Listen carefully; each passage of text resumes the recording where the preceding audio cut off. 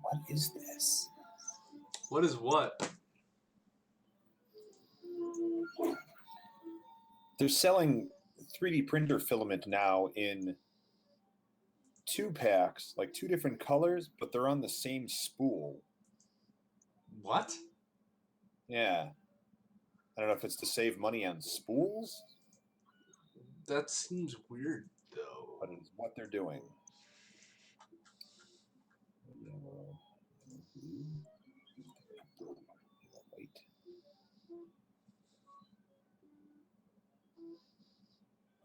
Yellow, white. Oh.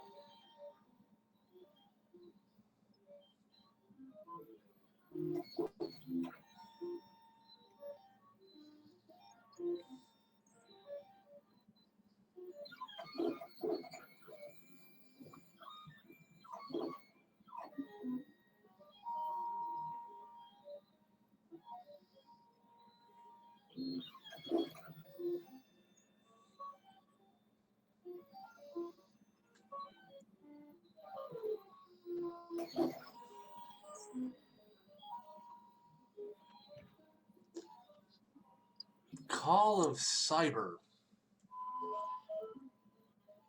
Yeesh. Neo Amsterdam says he's now responding to the 4th call of Cyber today. Need lights and sirens. Okay. What does that even mean, the 4th call of Cyber? I rarely understand what he's talking about, ever. So. Hi, Jack.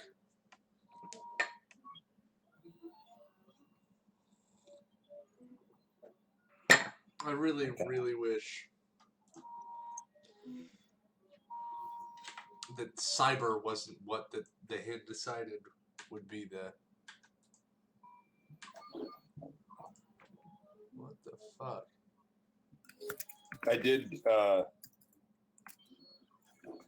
today put a 24-hour ban on someone for using that word in one of my other Facebook groups. Did you really?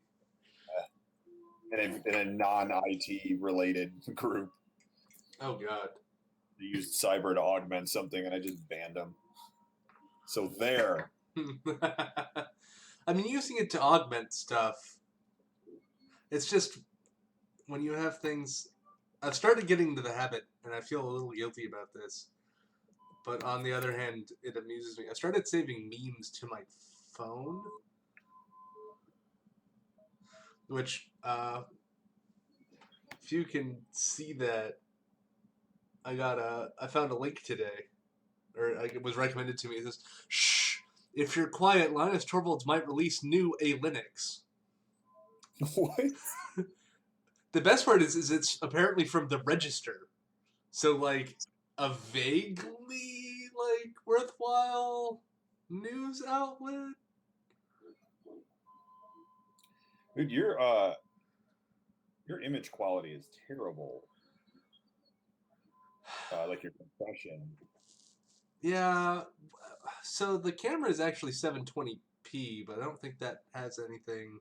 No, this is not a 720p image, or might be. There's a compression problem going on. This is Well, I don't know what all I can. Let me see if Google has settings for that. or is it? Oh yeah, I guess that's all it would be. Outgoing video says it's up to 720p. Check your bandwidth settings? Mine are where? If you hit the gear in Hangouts. With yeah, mine says up to 720p HD. For incoming? Yeah. And I don't got anything else going on this connection. Weird. My server's down. Ain't shit going on in this house. And it's a compression issue. It's not. I don't know. I just work here. Everything is terrible and I hate it. Like, it feels like every podcast we get a new set of fucking bullshit to deal with, and it's always on my computer. Which makes no sense because my computer's actually relatively nice. All things considered. But this one always amuses me. The Art of the Cyber. The Art of the Cyber? Yeah, The Art of the Cyber by O'Reilly. Great cyber, the best cyber, huge cyber. Cyber. You're not gonna believe our cyber. Hey, what's up, guys? Hey! What was that? What happened? Oh my god, that sounds terrible. That sounds really terrible. Oh, he also looks bad too, so this has to be a me problem. It could be. I mean, he looks bad for me as well. Equally bad. Maybe it's just bad. a Hangouts problem. Like you got to buy Hangouts Pro Ultra Enterprise Edition. God damn it. Fuck it. We'll just write something in WebRTC. It's fine. Yeah. Tox. Tox rocks. Tox rocks. Tox. Are we Two cybering Tox. ASL? No, we're not cybering. Please no. Side pocket senders regards. I'm pretty sure he asked for age, sex, and location. ASL? What is this? AOL? Come on, man. You guys are talking about cybering. No. Cyber. Because that's obviously what you should call cybersecurity. You should shorten it to cyber. Yeah. Yeah. It's really awkward at work where that's what they refer to it as. It's just like, guys, please. Any child that grew up in the 90s is just laughing their fucking ass off right now.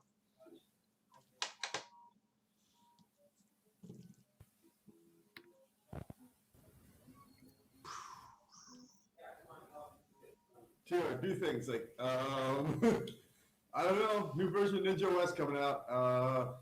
Been working on that today. Well, that's awesome. Yeah. What's it called? What's it called?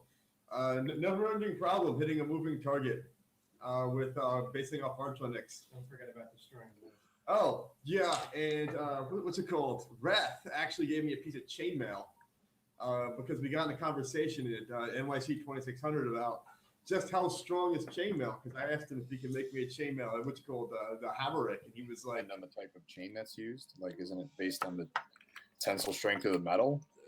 Well, it's based on the link, the pattern of the link. So if you make it out of paper, it has the same strength? No. Okay. It's got to be steel, pretty much. Only steel?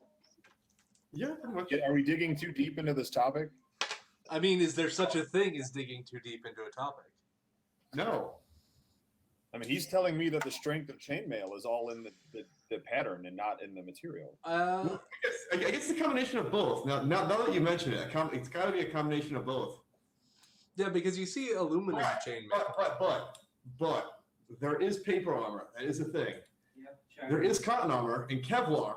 That's just called a. I'm using a fabric. I'm wearing cotton armor, and I just call it a shirt. No, that's a shirt. It's, Look, it covers my head, protects me from. Now it's it protects you from cold, but that's probably all it's really gonna do. Yeah. Possibly sunburn. Though, if you have a thick enough shirt, if you've ever seen, I think I was looking into, for some stupid reason, Viking armor, and was Chinese paper armor. What's it called? They had a way of lacquering and folding paper where it was able to it worked functionally worked as armor. That is impressive. Very much so. There's certain Viking gambesons that are just like 40 layers of just plain old linen sewed together into kind of like a shirt, and that can apparently stop like arrows, like really shitty arrows, like not modern day arrows, but like Viking age arrows. What's it called? The original bulletproof vests were just like reinforced cotton. That's terrifying. I don't think I would go against a gun in reinforced cotton. Well, it's either that or not. It's better than nothing. You didn't go against the gun. You didn't plan on getting shot, but it's better than nothing. I mean, it's a fair point. It's a fair point. Yeah, it's. But it's the same thing even with like kind of non-reinforced Kevlar. It's not gonna the bullet's gonna break your ribs, but it's not gonna puncture your lung. Yeah, is what it gets down to.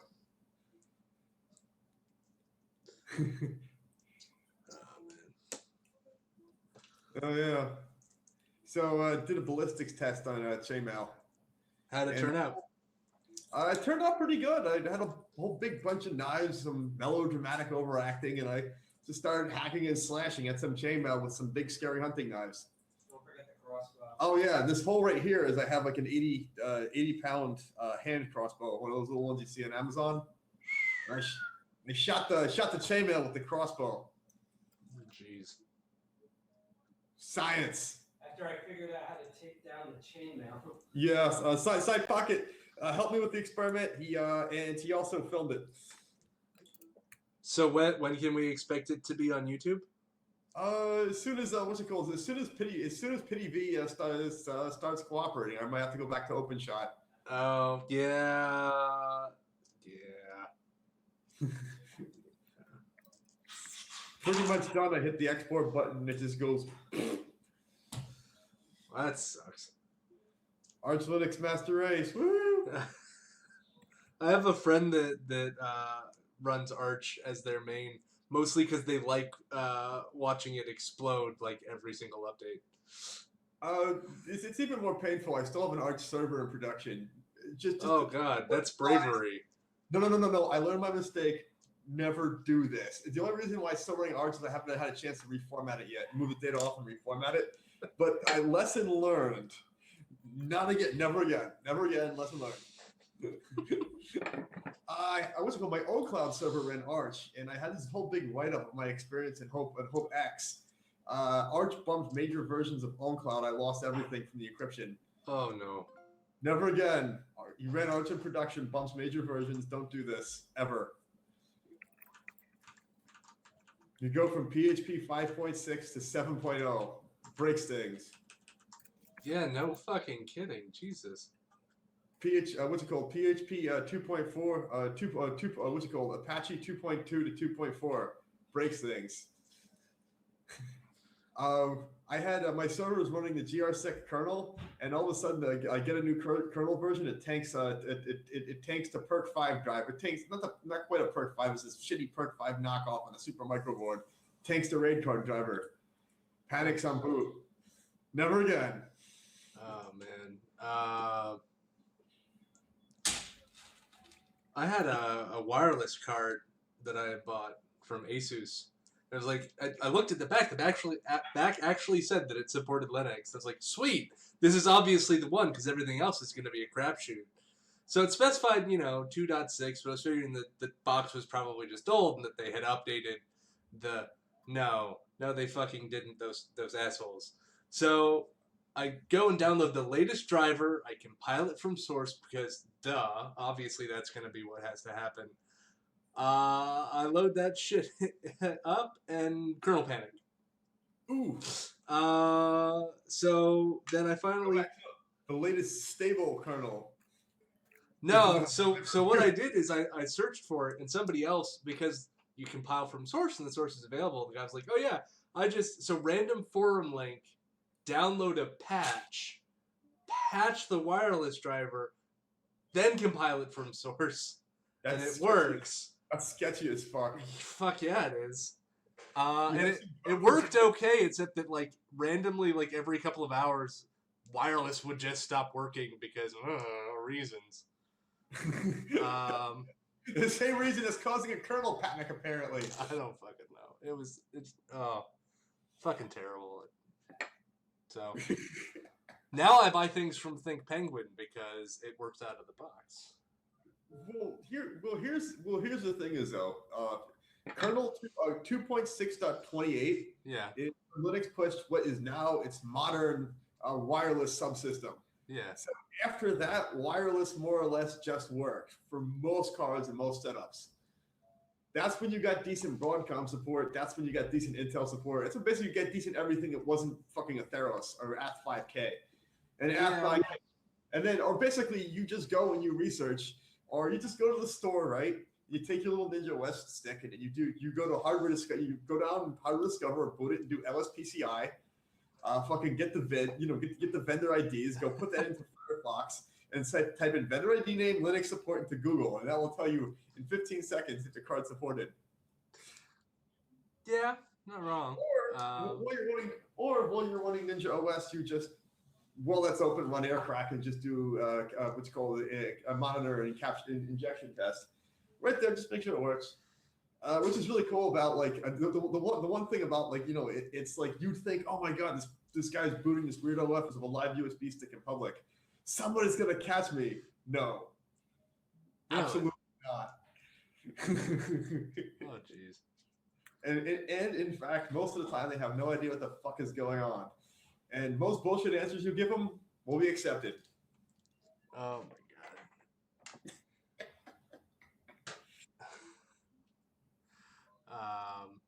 But I don't know. I'm lazy, and if I just order it from Think Penguin, I know it's going to be good, and it's going to be maybe $10 more than buying the cheap piece of shit Tenda or TP-Link or whatever. Actually, TP-Link isn't shitty. I like TP-Link. I'm going to give them credit where credit's due. But oh my god, fuck Tenda.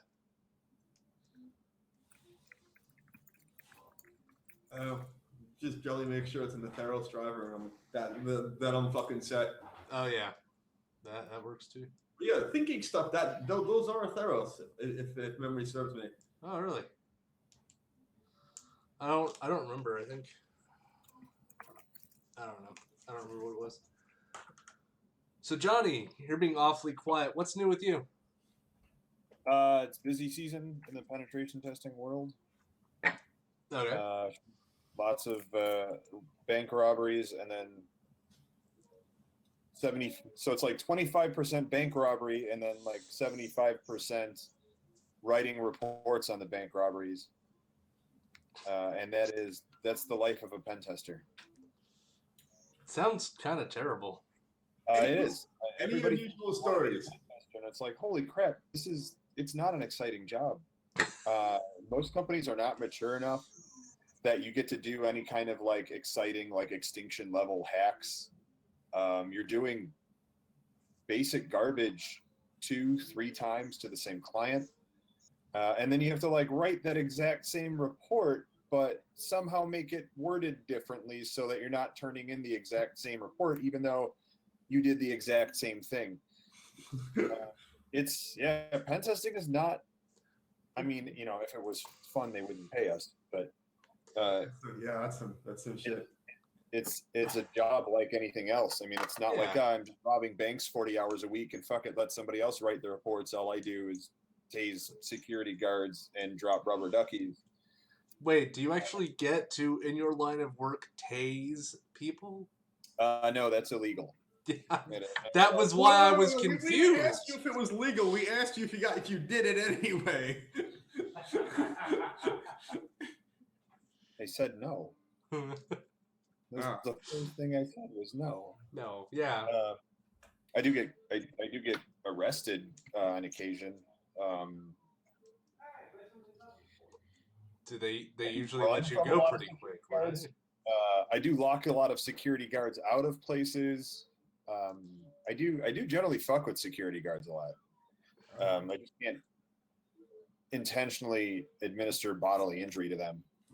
So it's not like Stranger Things where you just run around and punch everybody and take their badges. Most people don't know how to throw a punch to knock someone out. Like that's a very nice thing. So it's rarely necessary. It's like if you have to physically go somewhere in order to like get into their infrastructure, like that's a rare situation. That's almost never necessary. Nearly everyone's hang on. You're fine. Nearly everyone's perimeter is flawed in one way or another, so that like you don't have to leave your house to break in. Like if you're stealing computer-based goods anyway, like why are you physically breaking into a building?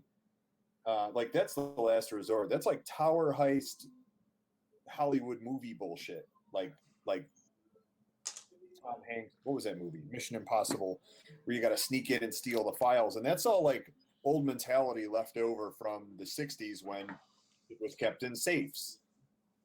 Like now you don't actually have to break in anywhere.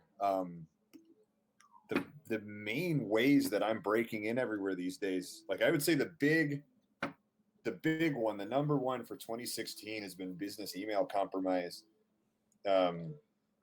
Where I just sit on your Outlook web access login page and I find, I'll troll around the internet and look for valid email addresses. And then I'll sit on your Outlook web access page and I'll try like a top 20 password list against all the email addresses I have. And the top 20 password list is like welcome 1, fall 2016, company name 1, thing the company does 1, exclamation point. You know, I'll do like a top 20 of those and throw them at a bunch of usernames, and pretty much every time I get a hit. And if I can log into OA with that password, chances are that's also your VPN password. Then I just throw Nmap at the perimeter for your company, find your VPN concentrator, and then just log in with your username and password. And now I'm VPN'd into your network, and it's incredibly rare that there's any kind of segmentation going on after that. It's usually pretty much as soon as I VPN in, I have access to every single IP on the network, and then it's just a matter of pretty much doing exactly that again. It's then once you're inside, then you just gather new usernames, and you could do that through like RPC null sessions because everyone runs SMB in their environment, and eventually like you're going to hit a system that'll dump you the entire Active Directory list of usernames for free, and then you just try your password guessing game again. And you do that, and then you start seeing what systems you can log into with all the usernames whose passwords you've guessed, and you start seeing who else is logged in on those machines, or you look for cached credentials for people who have logged into those machines recently.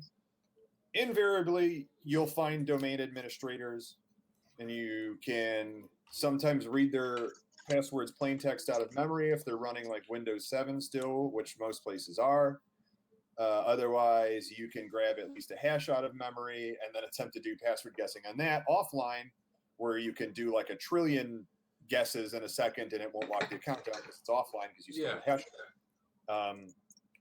Or you can just brute force it, and then one way or another, you've got domain admin credentials, and once you've got domain admin, you can pretty much do whatever the fuck you want. There you go. That's the day in the life of a pen tester. That is what I've done in like every engagement for 2016. Like every there's like no outlier. There's like no one funny story where you found something like hilarious or. No, like all of my funny stories are usually terrible. Like at this last company, I terrible. exploited the same guy 3 times in a row and got him fired. And like that's sad. Like I got someone fired. Yeah, that is kind of sad. Doing a shitty job, and he shouldn't be allowed to be doing what he was doing because he like was told not to twice, and he kept doing it, and it allowed me to get domain admin credentials. So like, he kind of could have fucked his whole company up by being an idiot, an obtuse, like intentional idiot. Like he knew not to do it, and he kept trying to get away with it. Yeah, that's ridiculous. Jesus. 10 seconds. So and even like when you're breaking into One places, second, dinner's almost ready. I'll be right back. okay. Even when you're like breaking into places, like there's rarely breaking in. There's rarely lock picking. Like at most you're carding a door. At least you're tailgating everywhere, and that's why it's so easy. Like tailgating is the easiest thing on earth. yeah. They hold the door for you because we're polite people who don't like conflict and who don't like to tell someone else no. So like hold the door. that's weird to me. I don't know. Given who yeah, I know it's all cultural. It's weird to me because the cultures that I've been in the working world are generally, I guess, security's, I guess, a higher priority than a lot of places. But I don't know, like, at least for me, I'm gonna hold the door, but I'm gonna check to make sure that you have a badge, and that when you badge in, your badge actually works. Make them badge. What I tell, like when I write the reports and say like you've got a cultural problem of allowing tailgating, one of the recommendations I make for changing that culture is like enforcing a rule that even if you know the person, you have to make them badge in. Every single person has to badge in, and if everyone in the company knows that rule and that's the rule, nobody's getting offended. Like, come on, man, you know who I am. Like that doesn't happen. Because that person also knows it's the rule, and they know why they have to badge in. Well, here's the best part about it, too, is that if you have the system keep track of where people are, like which area they've entered into, and then if they tailgate, they get out of sync and the building doesn't know where they are, so they can't be let out unless it gets fixed. Like the guards have to come and fix that. Like have to be notified and do something. That is a level of maturity that nearly no company in this country has achieved. You got to remember, like our Cyber 9/11 was only in like 2011 with the Target breach.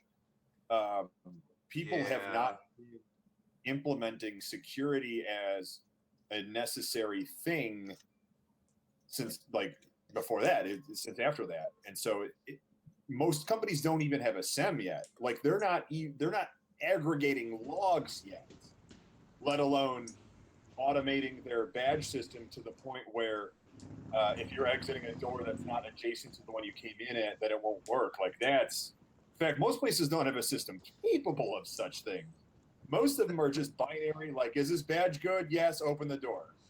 That nearly everyone just has that. Really? Well, actually, nearly everyone has nothing. The ones that do have something have a binary, and just a simple authentication system like that. Did you guys see like the RFID keys that got leaked at KiwiCon? No. So that was, I don't have the details on it in front of me, but it was the master key for an RFID, a major manufacturer's RFID system, or possibly multiple. So yeah, hooray for master keys! Good work, everybody. That's the only bad is the master key for smart cards got leaked in 2012. There's only one vendor that actually signs all the root for all the smart cards, including the ones used by the U.S. government CAC cards, mind you. It was some company like another ones in 2012. Well, wait. I don't think those are. Why would those be a master keyed system if you are gonna? I don't know. Like at least for the CAC cards, like it has a certificate, but that certificate is signed by one of the root CAs for the military. saying the private key for the private signing. The private signing, but for what? Being able to write to that card? No, you can sign anything with, and it will be implicitly trusted by the system that's using that card. Is there a way for me to mute people? What's up, Neo? What up? Billy Chase still alive. I know, right? Barely. I'm having a cyber of a Monday. You know, according to Johnny, that's a bannable offense. Yeah.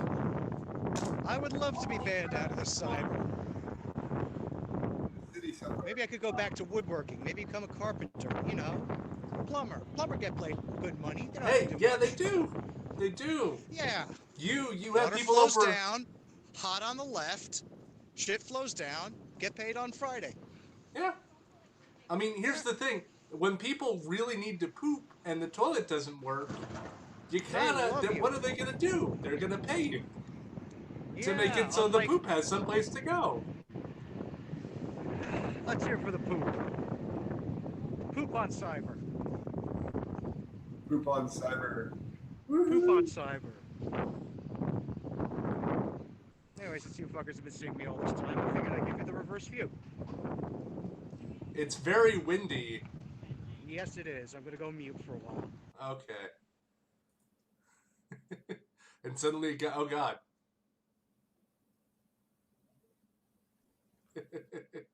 Yeah, joining us live, live from the streets of New York City, we have Neo NYC. Ah, Or what's left of it. man. Actually, these controls are pretty shitty.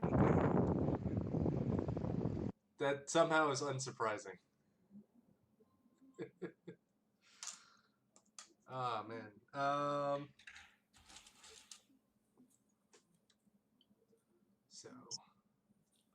So you had mentioned, it seemed like you had mentioned, Johnny, that you would get people on the same, like, was it the same company that you would be doing multiple tests for and they get dinged on the same stuff? Or was your point that many companies get dinged on the same stuff? It's both. This particular guy was a dude who kept using quickie passwords for stuff he was setting up, and then would just let them sit out there forever. Like, like when you stand a system up and you just give it a password because you're like, I got to make 400 root changes to the system, and I'm going to give it a dumb password, and then once I'm done, I'll change the password to something good, so I don't have to type something crazy in every time I got to install something or whatever. Yeah. And then that project gets backburnered, and then it's been backburnered for 6 months, and it's still got that garbage password on it. That's what this guy would do all the time. Oh, jeez. And yeah.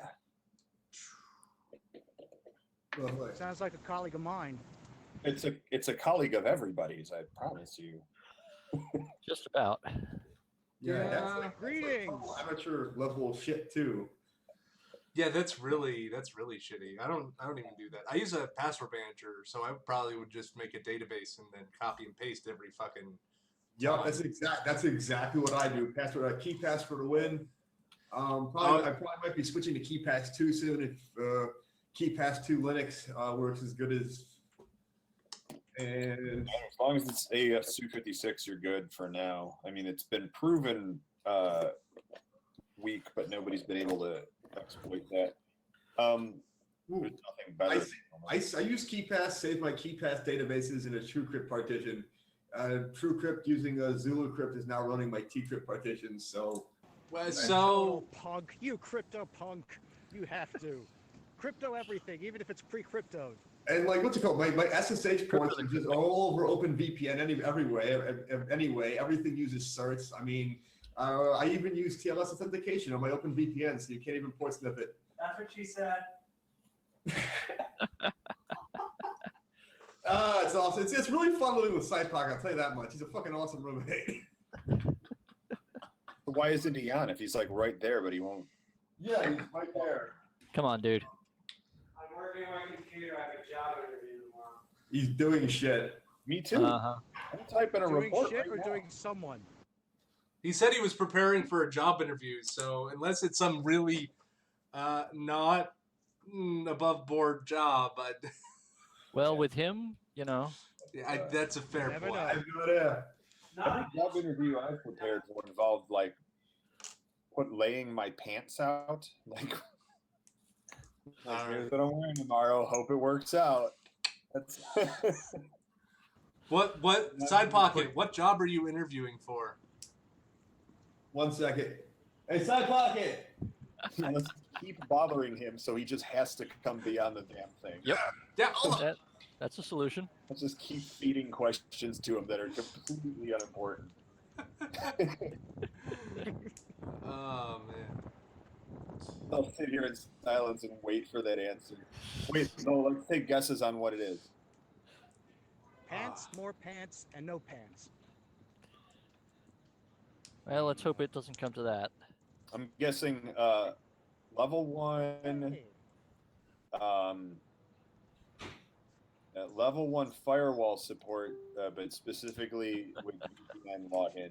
I'm not qualified. I've been dealing with that all day.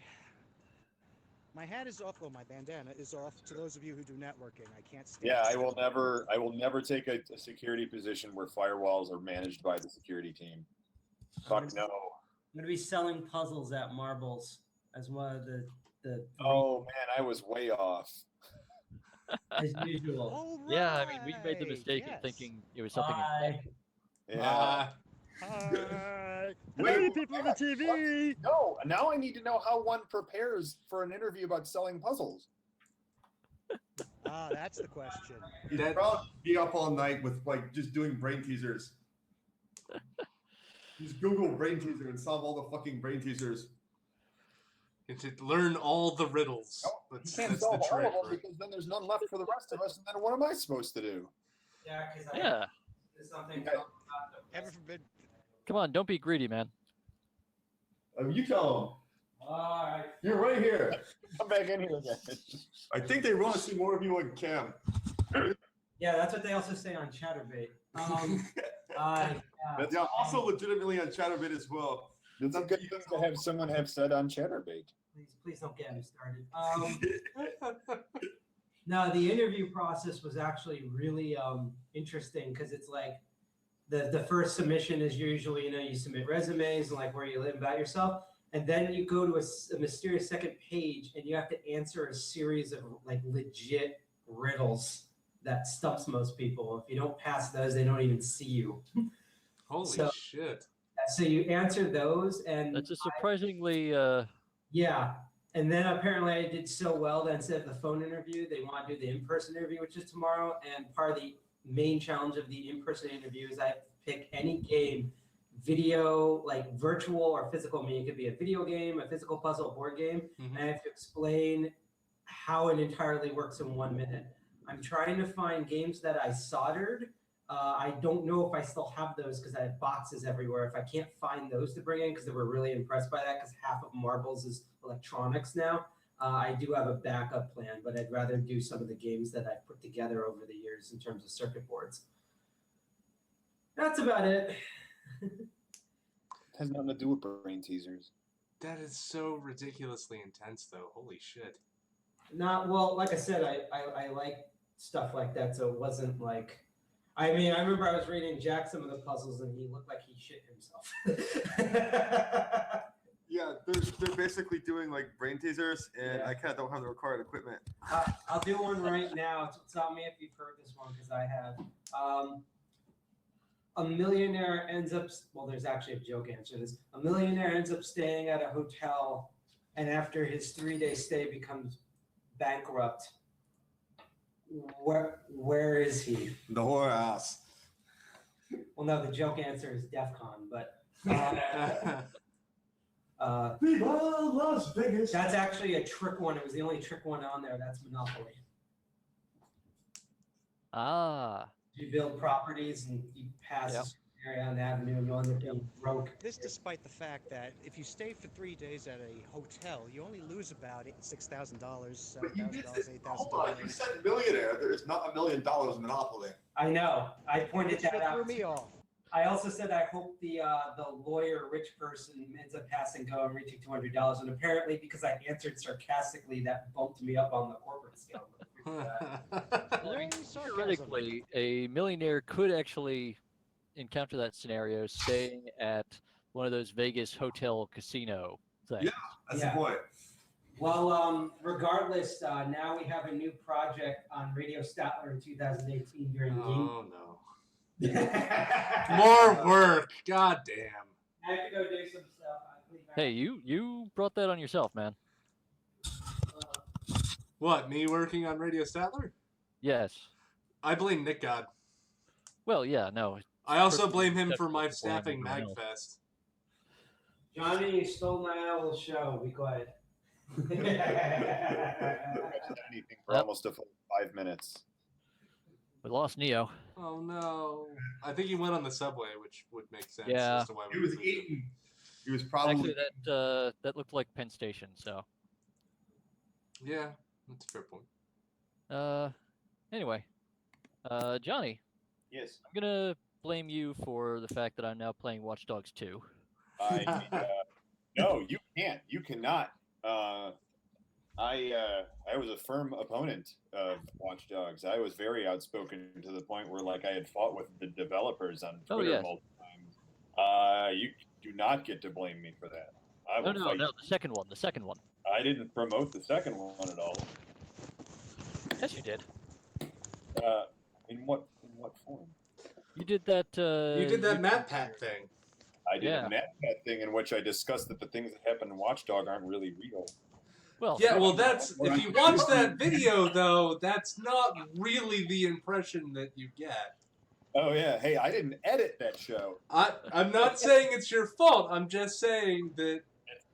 It's really funny you bring that up because Wednesday I will be doing a recorded playthrough of the game Okay. for Doom Rocket, a fun geek review website. Where I'm going to sit down for like an 8-hour session and they're just going to mic me. Oh no! Is it going to be All right, live streamed or do we have to watch this later? It'll be hacked up. Well, I think what he's going to do is then use that to write an article on it, and then I will also be assisting in the writing of the article to make sure he uses terminology properly and stuff. one thing you Can need you to make sure to definitely do. should push for releasing the video though? But One he thing was you like need to- very. He wanted to make very certain that there would be like an incredible amount of profanity. Like he needed me to Oh, promise. that's easy. That's yeah, easy. that's not hard. Just get to the one where you have to steal a car from the movie studio. That provokes lots of cursing. But one other thing is make sure to go around and listen in on those phone calls that you can do, Yeah. and keep doing it until you get the phone losers call. Oh my god. What? I discovered this completely by accident, but there is at least one call that's one of these sort of assorted generic, like non-story, non-plot driving ones that you can pick up. That is someone shouting, "Who are you people? How did you get this number?" And the only answer is a chorus of different voices just saying hey, cactus. Oh my god. That like an actual cracked- phone user's track. Yeah. No, I cracked up when I found that one. But no, it's just like Amazon and all the other stores seem to be running a deal this week where it's like 20% off. So it's like, well, okay, why not? Yeah, man, I considered picking it up, and then it was like $80 or some shit, and I was like, no. You can get like the Ultra Deluxe Gold Edition or whatever it is for like $80 right now. Oh fuck, no. Jesus, that's a lot of money. I have a mortgage. I'm saying that's like the most expensive version is now $80. That means like the regular version's like what, 60? 60 normally, they've got it marked down to like 40 something right now. What platform though? Like under a That's the dollar. question. Okay, no, if you're that tight on Let me money, know when it's under a dollar. if you're that tight for money, go get yourself a copy of Far Cry 3 Blood Dragon. It is worth every penny of that $6 you're gonna pay for it. I actually own a copy that's been sitting in my gift box. Like I apparently bought it and gifted it to somebody, and they never redeemed it. Which means that I can now redeem it. So maybe I'll have hilariously 80s thing ever. I mean, that's what they were going for. So mission accomplished. No, they accomplished it. They totally did it. All right. So what platform does Watch Dogs 2 run on? Just about everything this time. The original one, when it came out, was a exclusive to the PlayStation 4. It was supposed to be one of their titles at launch, and then eventually they released ports of it to other platforms. Watch Dogs 2 was released simultaneously on pretty much everything. So you can get it for whatever the current version of the Xbox is, the PlayStation 4, and the PC. What I'm gonna do is just go play for 8 hours on that game and swear a lot. Oh god, it's not available for PC yet. Really? Oh well, so today's the 28th, right? So tomorrow it will be available. Okay, so I'm a day early there. And it is $59.99 for PC, Windows only. Yeah, that seems to be. Deluxe edition is $69.99, and Gold edition is $99.99.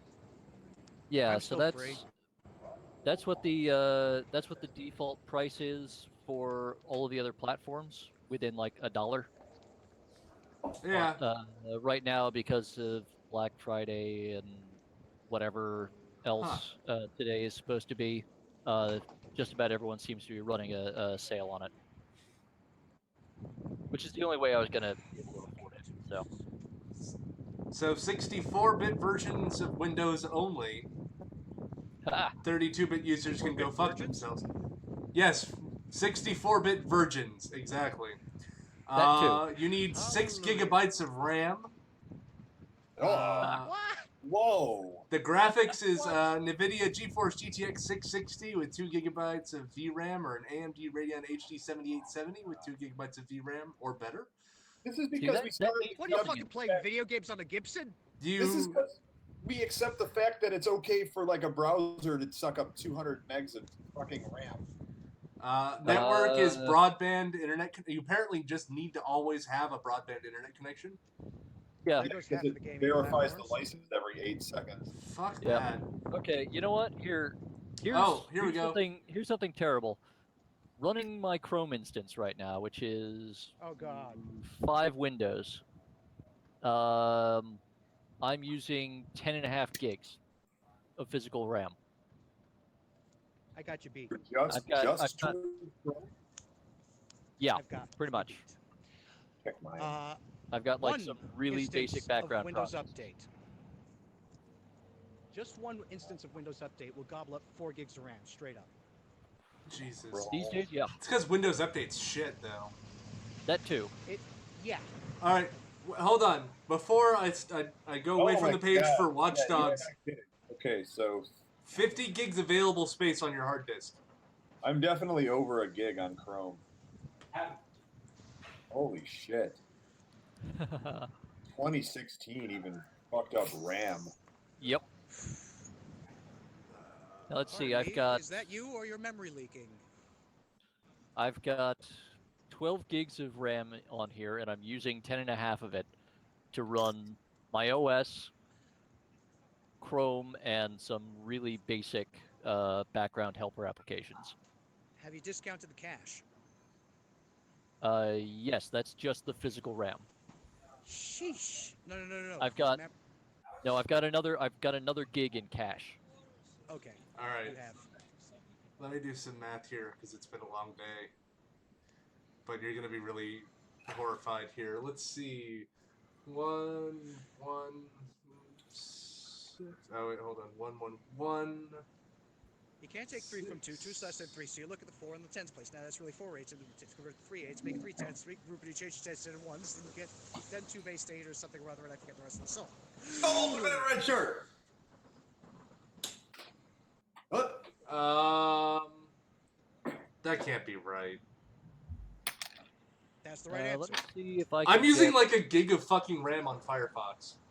Yeah, I'm using Yes. a big Now, you see, the thing is, that's about That's right. That's about what I 3D printed a used in little glow in the Firefox. dark cat. You 3D printed what? It's a little glow in the dark cat. Very nice, Johnny.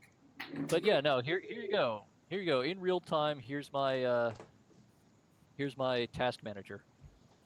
God damn. Jesus. How long has your Hell's computer wrong with been this? up? Can't be more than 30 days. There's a Windows system here. Windows? You're running Windows? This is my only Windows box. Oh. We can forgive him that. I need it for the games. No. That's what I built it for. But because I had a client who had been keeping the exact same copy of Lotus Organizer. What?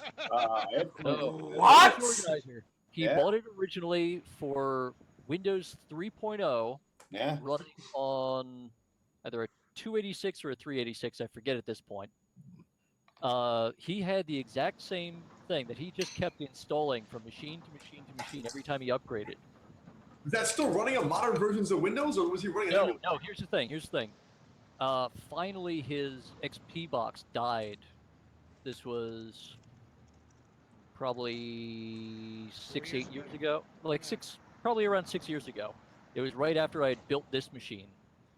And he had to get a new computer, and everything at the time was a brand new Windows 7 machine.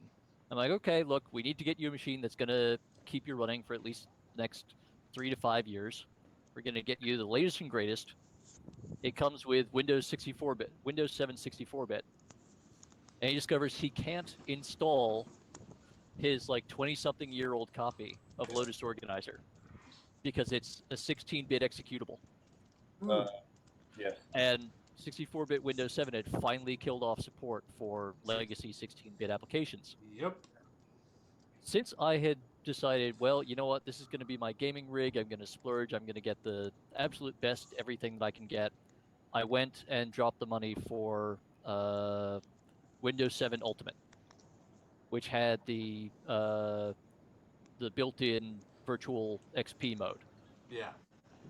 I was able to fire up that virtual machine, install the application, import the recovered copies of this guy's 20-year-old Lotus Organizer database, Oh, wow. and then export the whole thing to a CSV that I was then able to import into a modern contact organizer. Cool. Wow. And because of that, basically, I was able to write off a not insignificant portion of the cost of this machine as a business expense.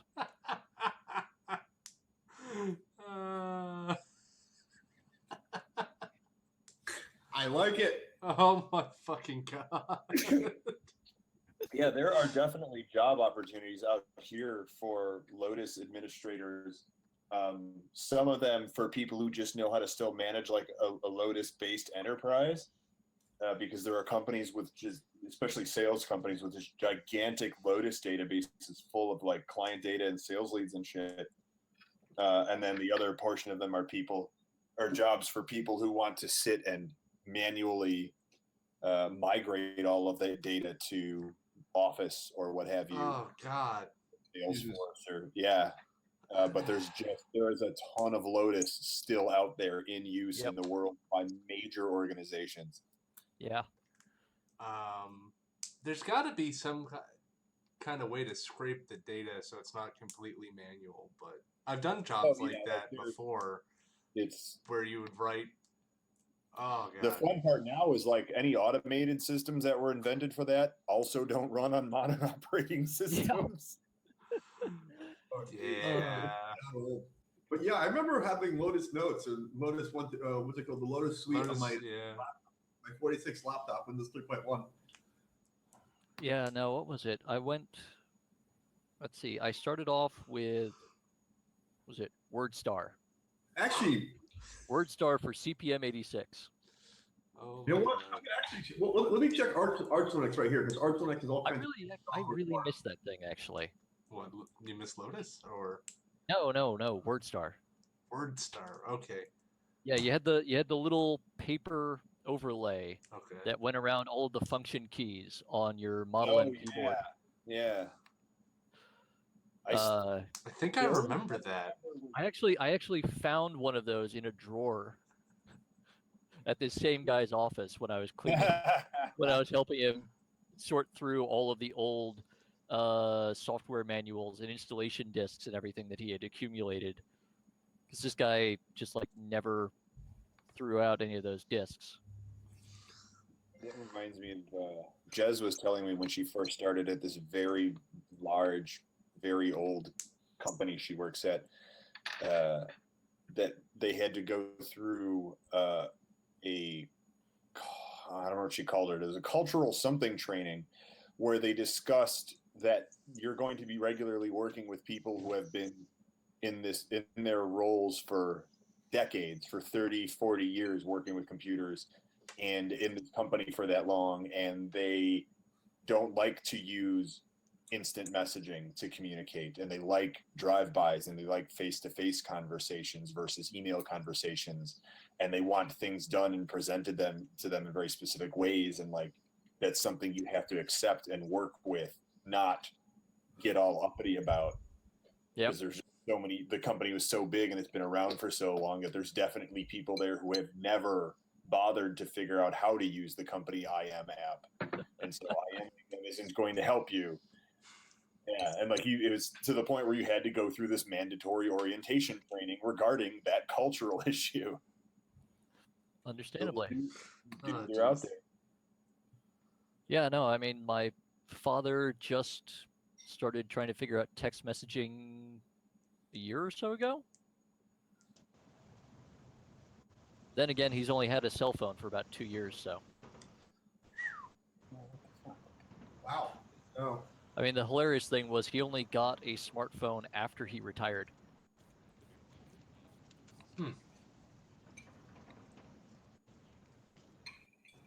is kind of weird.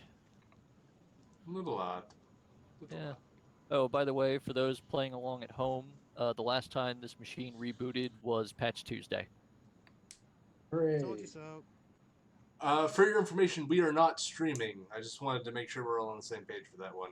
Oh, Okay. Damn it. We're recording, but we're not streaming. oh. Okay. So this could be Well, that's still good, used then, against us in court of law, right? Well, of course.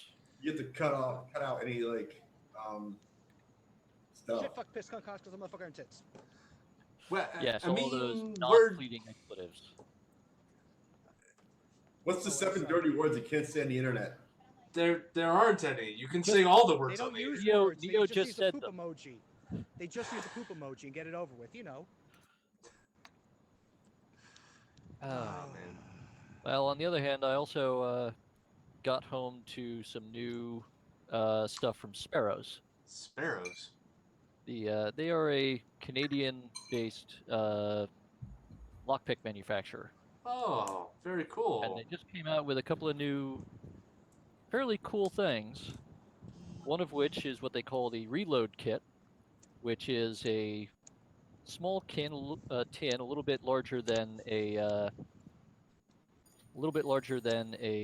deck of playing cards, with 4 keys and bags of pins, springs, and pinning tools, so that you can refurbish the training locks that they produce when those get too easy for you. Here's some new keys, here's some more advanced pins, and I think it's like $20 or so. So not a terrible value, especially if you are someone who has difficulty getting a hold of new pins, which is a lot of people. They also have a thing that they just introduced, which are training automotive locks. Huh. So there's the key, there's one of the cylinders, The lighting is terrible, but because getting automotive lock cylinders to practice on and train if you have any non-criminal reason for doing that is also difficult. Yeah. If you're a criminal, then it's really easy. You just walk up to any car on the street and, get in trouble. Yeah. Hopefully, get in trouble. Hope. Fingers crossed. Fingers crossed. Well, if everything is working the way it should. Hey, backtracking to like 2 conversations ago, though that's really As we cool do. about the stuff. Does anybody know or have any punch cards, like unused, maybe even used punch cards? I do have a number of the punch cards that served as badges for one of the Hope conferences. They used. Oh god. Yeah, that makes sense. Give me a second and I'll go find some.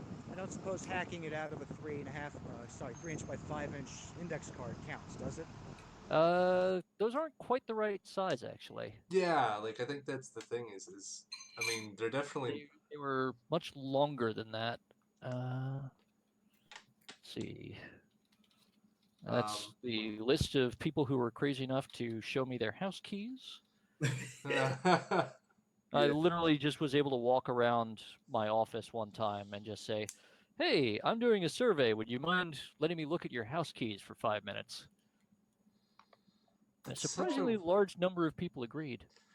Well, as we were discussing earlier, people just aren't aware that you shouldn't do that. Yeah, well, when I... At some point, it becomes a trust issue that you trust somebody's not going to go copy your house keys. Well, this was like within a week of me starting there. Oh, yeah, well. And so I sat down and just like rattled off the manufacturer and design of every single lock that they had on their house. Explained what it was for, where you find it, what general security level it was, and then explained, okay, you should never ever do what you just did. Because this is a terrible idea. Because I literally have the ability to make a copy of all of your keys right now. But I'm not going to. Because you're not a dick. Yep. He just doesn't have the time. Well, that could also be true. I mean, actually, there was a distressingly large number of quick sets on that list, so if I really needed to, I could just bump or pick those in under a minute. Where are these things? I finally ordered up a new doorknob and deadbolt. Oh, good. A year after I moved in. Those are on the way. You would not believe how hard it is to find A-series Plague anything. Yeah. Well, because crap. because they are commercial. I had to internet a lot. But yeah, it's on the way. I got a good local locky. He's a buddy of mine who's got some new crap coming in to rekey them and whatnot. Nice. Awesome. Yeah, if I was nearby, I'd do it for you, but you've got a guy already, so... This is my buddy I was telling you about who was unjustly let go, and so I'm happy to throw him the work. That's nice. Okay, here we go. I found one of them.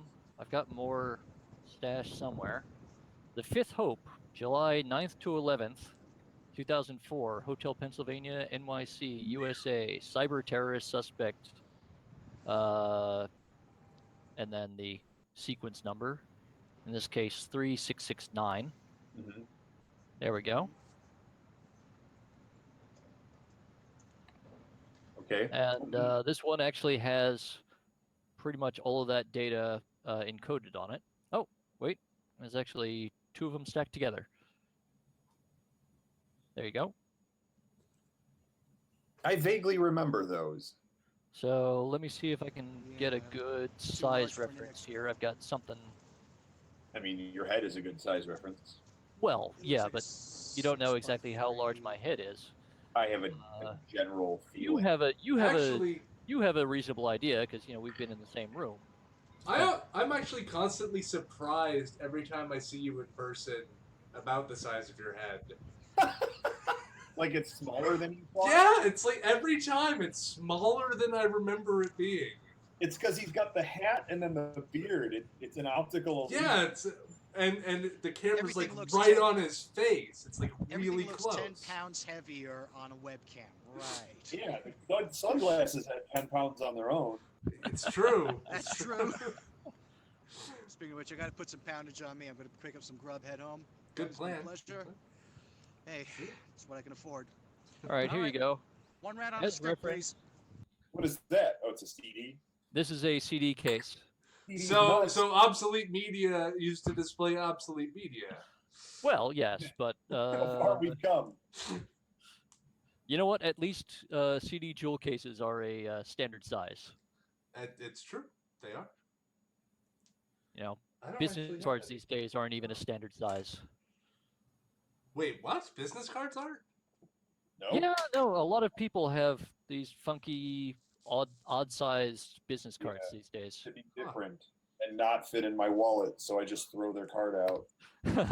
Yeah, I would I mean, think there's that. some of them. I mean, some of them just do something clever with the material or the design they're using, so that it's like thicker than normal, which is easy to deal with, Yeah. if a little bit annoying. But then there are people like one of the people that is helping run that new New York City privacy advocacy group. Mhm. Yes. She has these tiny little like half or 1/3 size cards. They're like these little tiny strips. I've got one somewhere I got one from the guy. somewhere who in all of these runs- piles of things on my desk. There's a stack of business cards that I've cleaned out of my wallet. I think it was the guy that did like CryptoCon or something. Like one of the conferences that was at Hope was giving out like really tiny ones. Oh, was that Michael? Is Goatsman? Yeah. Yeah. What about him? Just that he was he had giving out really tiny business cards. He had some funky sized Oh, business cards That's at Hope. definitely him. Yeah, they're like It's- half height. Yeah. Yeah. It's yeah, not. I've seen those. And I definitely like commented to him as soon as he handed me one. I was like, dude, don't do that. I mean, at least they're not bigger, but I Yeah. can't believe he went to Hope. That was amazing. Like I never knew him outside of CypherCon, and then he was at a Hope. And I was like, holy shit. Yeah, no, I had encouraged him to make it out there, but no, I'm sure he had other reasons than just me saying it's a really cool time, even though it is a really cool time. it is a really cool time. Damn it. That I do think it's funny though. I don't have a copy of it, but I believe it Hope number 9. God, it's already been past the 11th Hope. When did that happen? Anyway, at Hope number 9, an incredibly drunk editor for Hackaday came up, and he gave me his card, and then had to double check and make sure that it wasn't the one that had his name listed as Phil Asio. Somewhere, side pocket. If you can hear me, I'd like to apologize. I think that a lot of the man on the street audio, like I have it, but I don't think it's ever been converted and uploaded. And that guy was fucking hilarious. Because whenever Side Pocket talked to him, he was like, I think he was already drunk. And then he came up to me at 2 a.m. really drunk and was like, dude, you have to go listen to this audio. What was in the audio? Is it like He's just he was having a good time. He just was really excited. It was back when like the first Hackaday challenge was. I think they've done ones after it, but the one where they were it's like if you won, you got sent into like space. What? Yeah, Anyway, you were telling a story. but I don't know. That was pretty much it. I need to find Philip Asio? Phil issue. I have his business card someplace. I don't have a good way to organize business cards. It's really sad. I'm kind of tempted to get like a Rolodex. Yeah, no, I actually kind of need to get one of those at this point. I've got like 3 different stacks. Although, I am amazed at how many business cards I've gotten from like major media outlets in the last year or so. Why have you been getting them from major media outlets? Well, let's see. I've got an order from the Wall Street Journal, who showed up at a local tool meeting, wanting to sort of try to gather information to pitch a story to her editors. Never heard back, but whatever. Another from a guy that I know that works at the New York Times. I got a couple of other New York Times business cards from when I spoke there at a round table with Skylar Town and a few other people. And then a couple of people actually that I met at Hope, mostly in relation to some of the talks I was on. Cool. That's pretty awesome. Speaking of Tool, Dark Yeah. 905 lives Yes. right next to us now, and he runs the local Tool meetup in New Jersey. Yep. And like we're like literally a stone's throw. And we go to that every month, and Nice. there's always a lot of people there. And we always have a really good time. And what's it called? So that's that. Now, what's it called? I'm trying to find these. No, now that they mentioned, they said like these New York City Housing Authority locks are supposedly really good. Oh, yeah. No, I'll give me a couple minutes. I'll get you the eBay link. Cool. Yeah, because Yeah, no, they are very popular. They are made by a company called Abus, which is based out of Germany, but they have a U.S. manufacturing and sales division. And apparently, at some point in the past, they had competed for a contract to provide padlocks to NYCHA, and so they ran off a whole ton of them. And then I don't know whether the contract Amazing. fell through, or they didn't get the contract, or they just produced more than the contract was actually for. And so their warehouse actually set up an eBay account. As far as I can tell, it's just one guy in the warehouse to sell off the excess. But they come nice, big, and shiny, stamped with property of NYCHA on them, and you can get them for like $10, and they are really pretty nice locks. So let's see, eBay.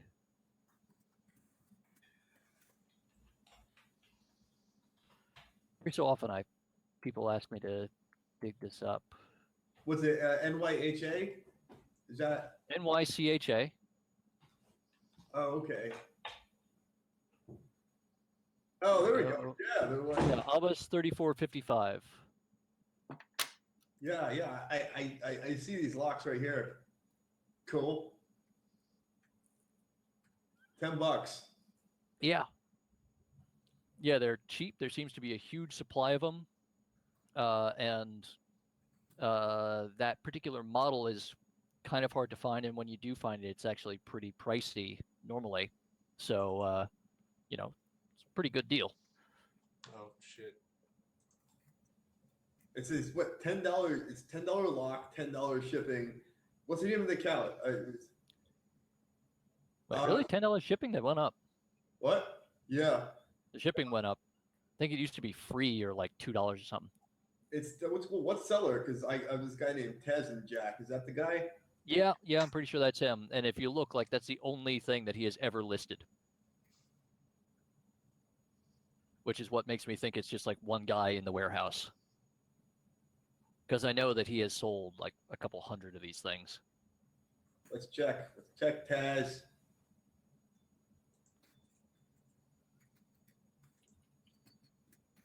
Yup, that's the only thing he's selling is that lock.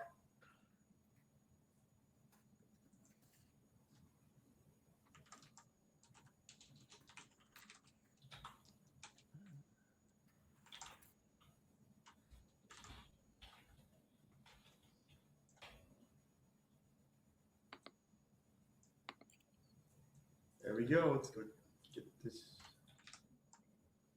Yeah, and but he's the only one that specifically tells you that it's got the NYCHA stamp on it. And he's got it on a buy it now. There we go. All right, guys, I'm punching out. All right. Catch you later. Bye, Johnny. Have fun See you, Johnny. podcast. Well, we're probably going to call it here soon anyway, but we Right. appreciate you showing up, and we appreciate having you on.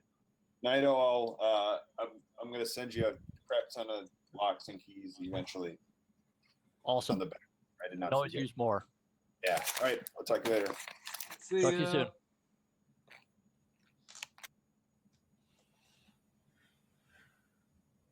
So I'm looking for everything that's WAV. Here, I'm gonna just post the link right in there. Ooh, Avis. It is listed as Abus lock 34/55 solid steel padlock, similar to American 700 and Master 930. This thing is literally listed as the top selling product in its category. Yeah, it's secrets got out. 5 stars, 4.9 average rating. And let's see, 83 sold, more than 10 available. But here's the other thing. The Statler is listed as being located in Phoenix, Arizona, which is where Abus has its U.S. Warehousing and sales division headquartered. And the fact that this guy literally only lists that with, see, 645 feedback.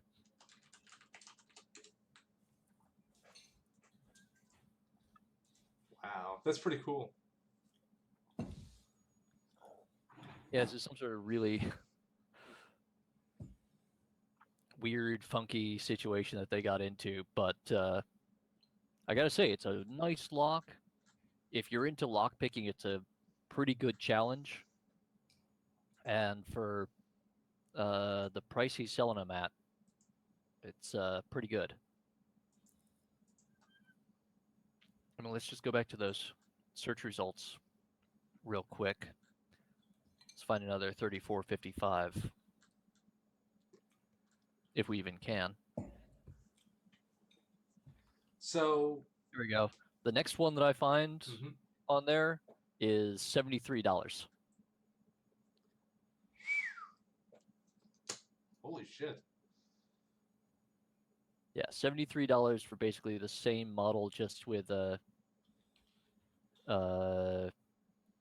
shrouded shackle instead of the partially shrouded one.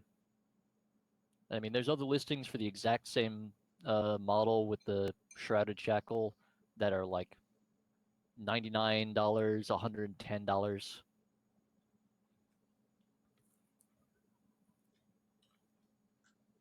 So, you know, $10 plus $10 shipping. Yeah, you're not getting the best deal on shipping ever, but on the other hand, you're getting a really good deal on the lock. So, you know what? Eat a little bit of hike on the shipping, because you're not gonna get a better deal on it anyway. Yeah. I mean, unless you find someone who has a whole ton of them and will give you the free local pickup option, and you happen to be in the area. Yeah.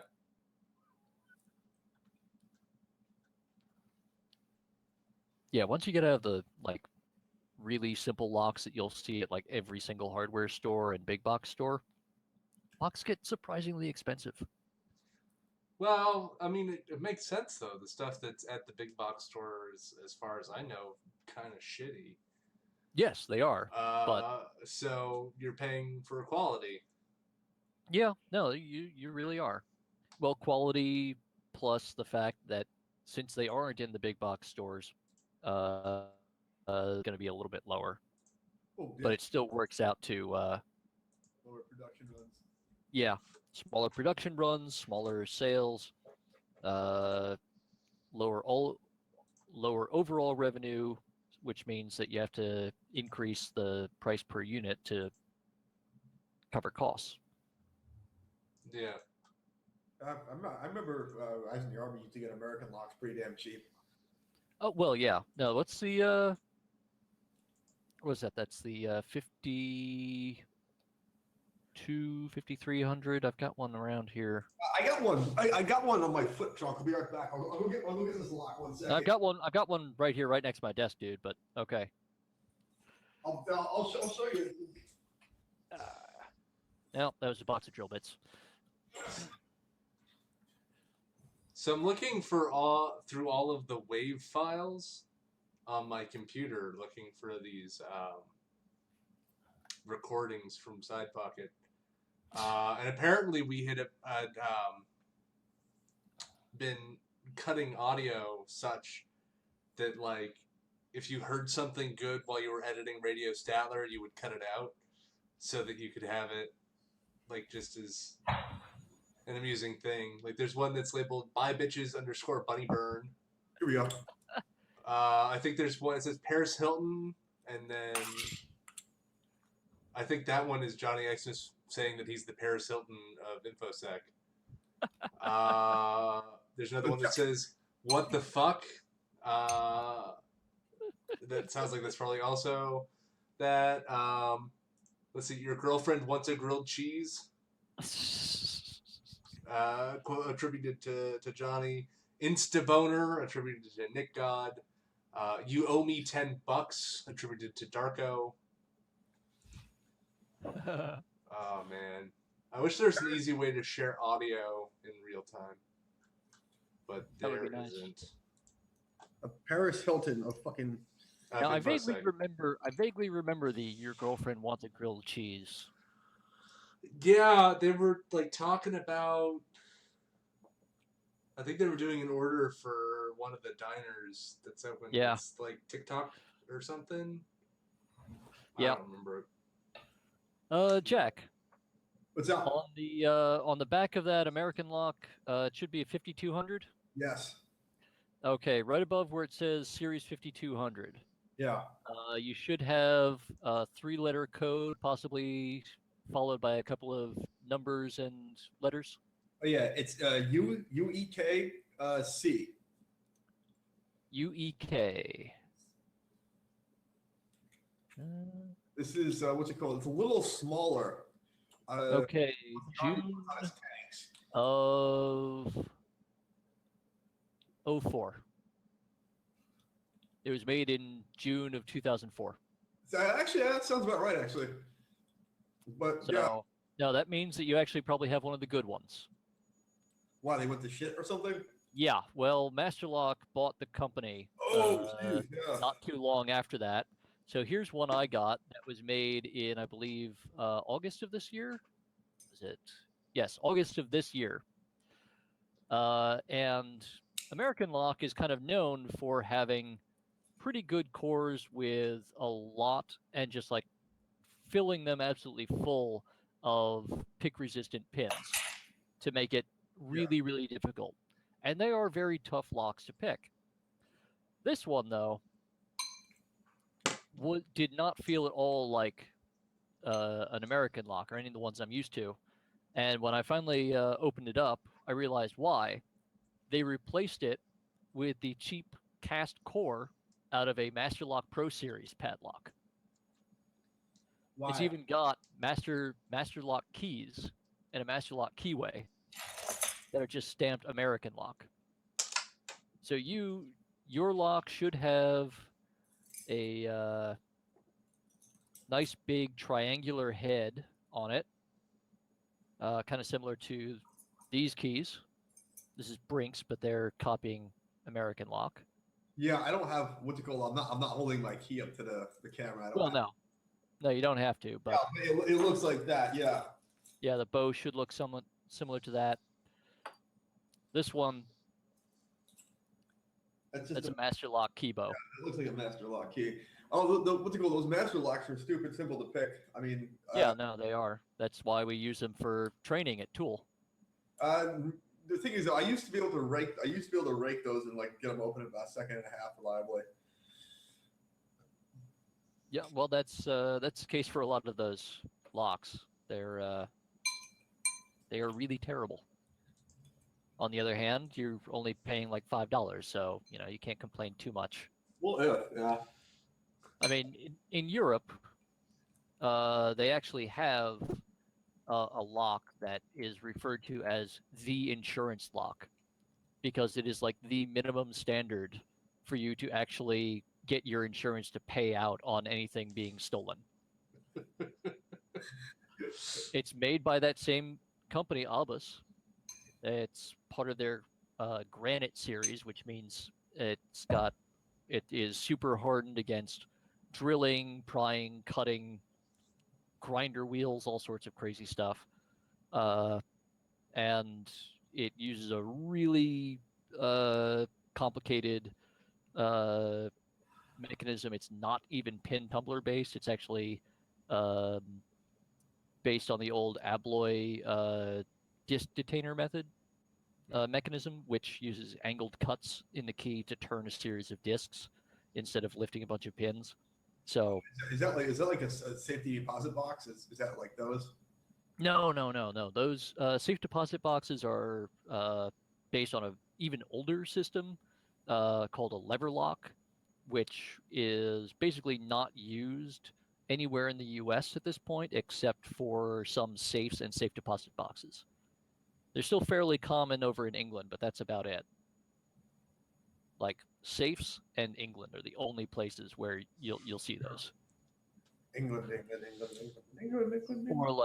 Or like locks from the Victorian era, which is when that system was really popular. Okay, so back to the. Yes.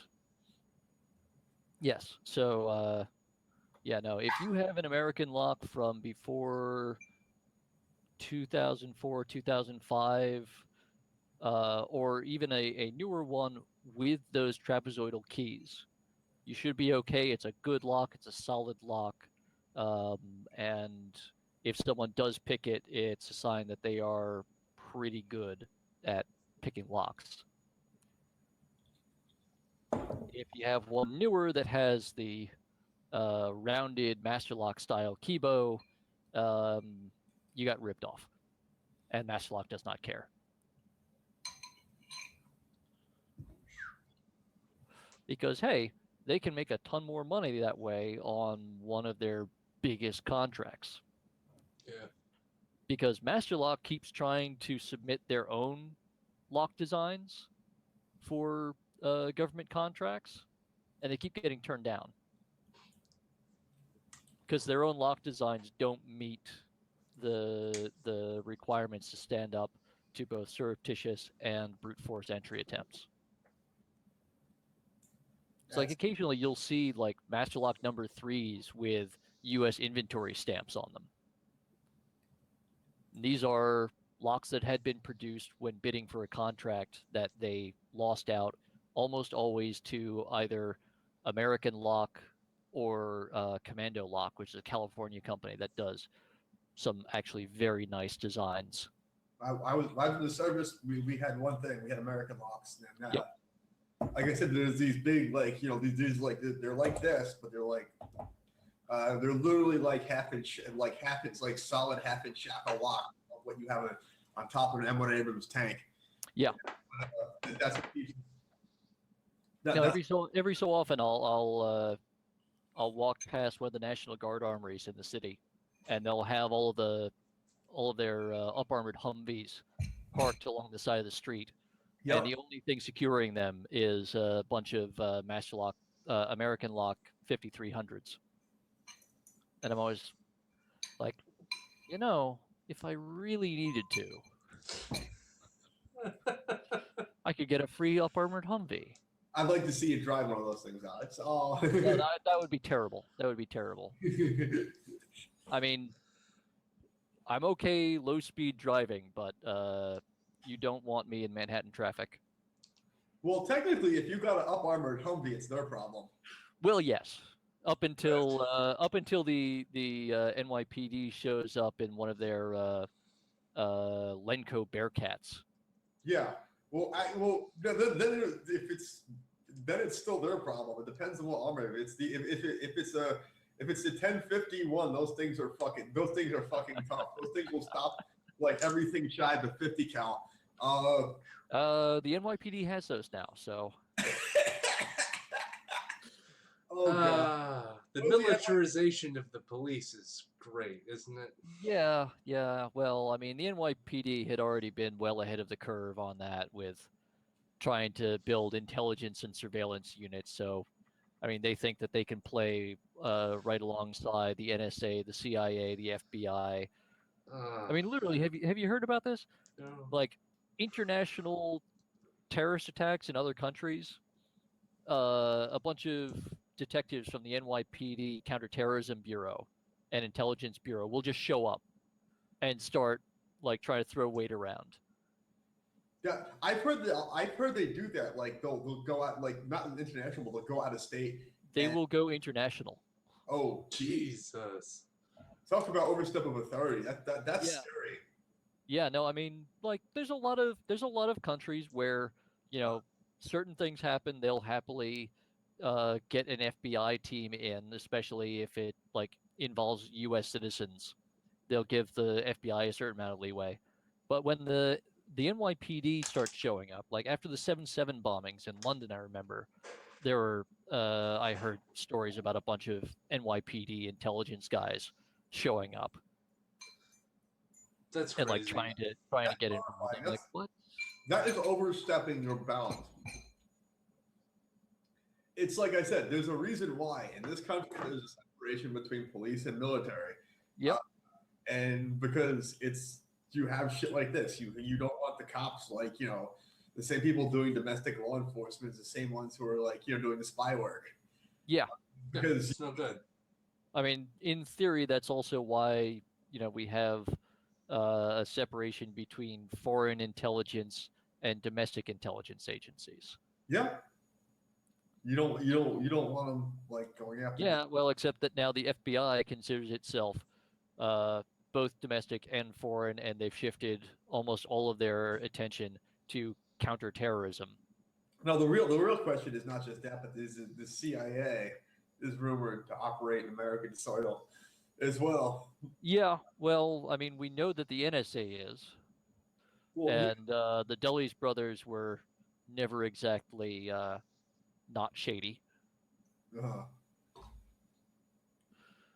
Oh, Actually, I had a relative who worked for the forerunner of the CIA back when, you know, this sort of thing wasn't quite so shady, because it was more about giving Hitler poison brandy or whatever. or blowing up Castro cigars. No. This was before Well, that. speaking Before of that. the This joke was this was the OSS. World War II. But speaking Yeah, Wild Bill Donovan. Speaking of Castro died recently. Yeah, a couple days ago. So the joke is going around that the CIA put out 600 attempts on his life, but it was 2016 finally killed him. Yep. No, what was it? The Cuban intelligence service estimated the number of CIA plots and attempts at something like 638 or so. And some of them were cartoonish, like exploding cigars. Yeah, or the one with the train. What was it? Trained seagulls, Yeah, it's an albatross or something. It was yeah, some it's sort of bird. Yeah, no, there was some guy in Florida who thought he could train some variety of large migratory bird to carry like essentially large hand grenades and use them to bomb Fidel Castro. What? So, for some reason, I'm having images of swallows with coconuts. Like, You know what? now we That just get the Star- migratory swallows, and then we get them to grasp the grenades by the. apparently Wild E. Coyote works for the CIA. That's all I have to say. Oh yeah, jeez. have you never seen the old equipment catalogs for No. the field operatives? These things get pretty crazy pretty quick. Yeah. It's like, Give me a second here. like seagull bombs. It's like standard issue. I mean, shit. Yeah, I mean, why wouldn't you? Exploding cigars. I mean, you know, it's Yeah. standard issue. Yeah, here we go. John Minnery's the CIA catalog of clandestine weapons, tools, and gadgets. Oh, Jesus. So, I mean, from the like really just really just bad ideas department, like the deer pistol and the stinger. The deer pistol? Yeah, DEAR Oh. was a single shot 9mm pistol that the CIA used to drop to anti-communist guerrillas during like the Vietnam War. Oh, is that similar in design to the 45 caliber? Oh, Yes, it's the successor to the Liberator. oh yeah. So it's got this little thing like you unscrew the barrel, and then you've got a little like thing that you poke through the back to push the Yeah. cartridge casing out. Oh. Let's see. The yeah, here's the battery of arms for it. It's kind of awful. Really, really not great. Basically, your only hope. What? Basically, your only hope for it to be at all successful is you sneak up behind an enemy soldier who has a real gun Yeah. and kill him with that first shot. The Stinger, there we go, which was designed to be concealed in a very uncomfortable place. Yeah. Comfortable is relative to, I mean, your personal preferences on certain matters. Yes. Well, I mean, here's the Oh. way that you delivered it. But if you notice that rounded cap on the end, that's supposed to make it a little bit more comfortable. Oh, jeez. The 22 caliber cigarette, the 22 caliber pencil. Let's actually probably one of the earliest jackknife style lockpick sets. Oh, that's cool. Yeah, it's basically a penknife body. So, not all of these are completely insane. Here's a version of it that actually included some regular penknife features. Oh, that's just handy. That's actually just like reasonable. Can you still get those? What? Can you still get those? The jackknife lockpick sets, not with the actual knife blades, but South Ord still makes a version. All right, cool. So I definitely. The Mark I Escape and Evasion Suppository Kit. Oh God. I was with you until you said suppository. I just kind Which of was like, includes no. a variety of files, blades, and drill bits. Blades and drill bits to shove up your butthole. Jesus. Yep. They had a Mark II. There you go. Ugh. A little bit more refined. The Gili saw. Mark II has lube. Yes. Now, but the Gili saw is an interesting one. The Gili saw is an interesting one. You can actually still get these for between like $2 and $20.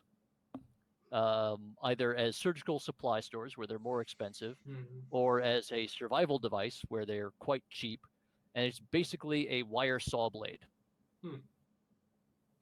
But these things, you could, they were very handy. You could cut through things, obviously, but they were also recommended for use as a garrote to strangle and or behead people.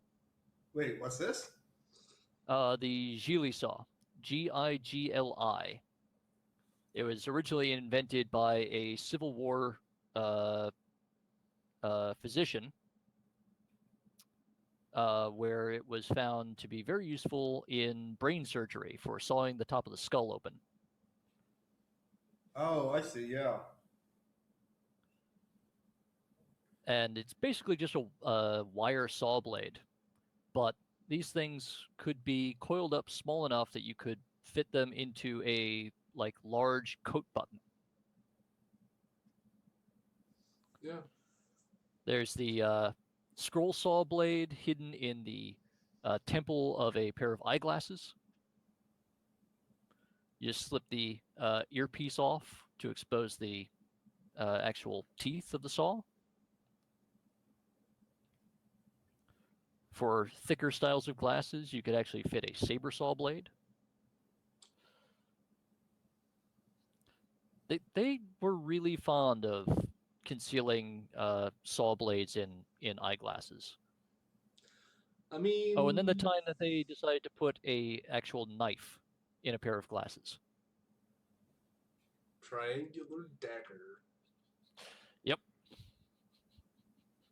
So what I'm getting from this is that I should never be a spy because all of my tools require me to remove the one thing that I need to be able to see in any way, shape, or form in a reasonable fashion. Or shove them somewhere up uncomfortable. my butt. Yeah. Yeah. As far for me personally, output only. That's all I'm gonna say. Yeah, no, I mean, Ugh. each his own, but I'm still gonna say that as a rule, I'd rather not carry my entire toolkit in there. Yeah. It just sounds like a whole bunch of fun. It's just the life of the party, you know. It's just like you walk into this. It's like check this out, right? No. This is like history. This is like some super secret spy shit. And then everybody else is like, the fuck, man? Don't drop your pants here. Did you just pull that out of your butt? Yeah. And that was a whole ton of things designed to be concealed in belt buckles. See, that's reasonable, right? A coin that conceals a knife.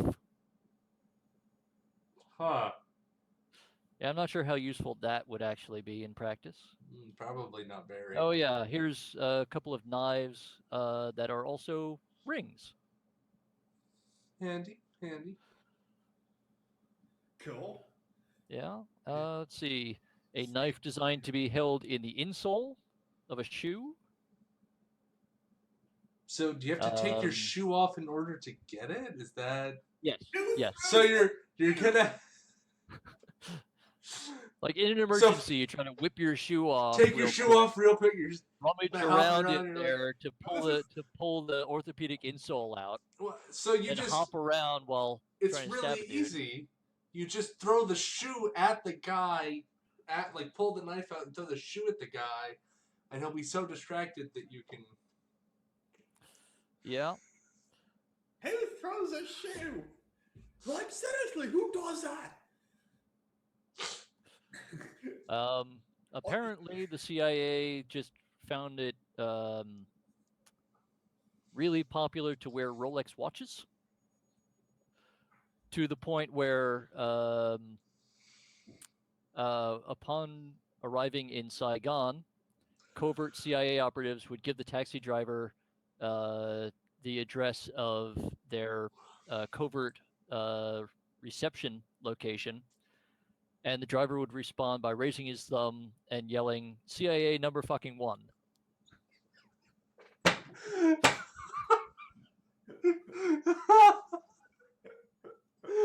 Okay, I think we should end on that.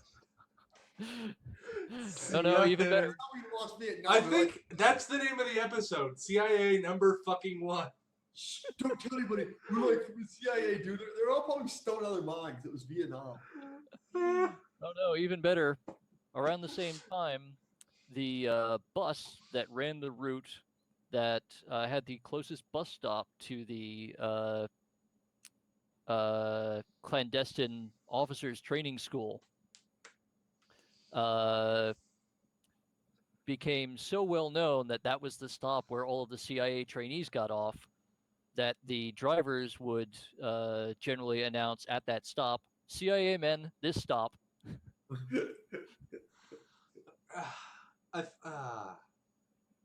I mean, at least they're trainees, right? Like, they shouldn't know better at that point. Well, I mean, by the time you get to the actual covert school, you should probably know. You should know. Yeah. Well, no, it's from the time you're old enough to know what a spy agency does, and the time you're old, the time you're like now you're joining one.